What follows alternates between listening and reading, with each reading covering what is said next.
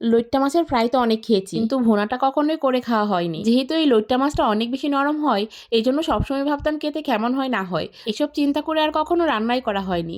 যাই হোক, আজকে ভাবলাম যে একটু লইট্টা মাছের ভুনা করি। এজন্য কড়াইতে পরিমাণ মতো সরিষার তেল দিয়ে একটু বেশি করে পেঁয়াজ কুচি দিয়ে দিয়েছি। কিছুক্ষণ পেঁয়াজ কুচিটাকে একটু নেড়ে চেড়ে ভেজে নেব।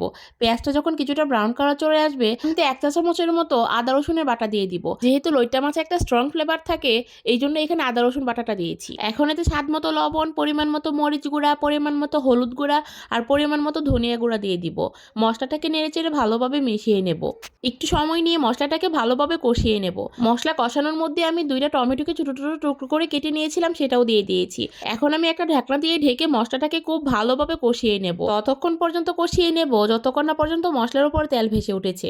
দেখতেই পাচ্ছেন যে মশলাটা খুব ভালোভাবে কষানো হয়ে গিয়েছে। এখন আমি আগে থেকে কেটে ধুয়ে রাখা লইট্টা মাছগুলো দিয়ে দিব। যেহেতু প্রথমবারের মতো এই মাছটাকে ভুনা করছি, এজন্য একটু অল্প করেই করছি। খেতে মজা হলে না হয় আরও একবার করা যাবে। এখন আমি মাছটাকেও ভালোভাবে মিশিয়ে নেব। যেহেতু এই মাছটা অনেক বেশি নরম হয়, এজন্য আলতো হাতে মাছটাকে মশলার সাথে ভালোভাবে মিশিয়ে নিচ্ছি।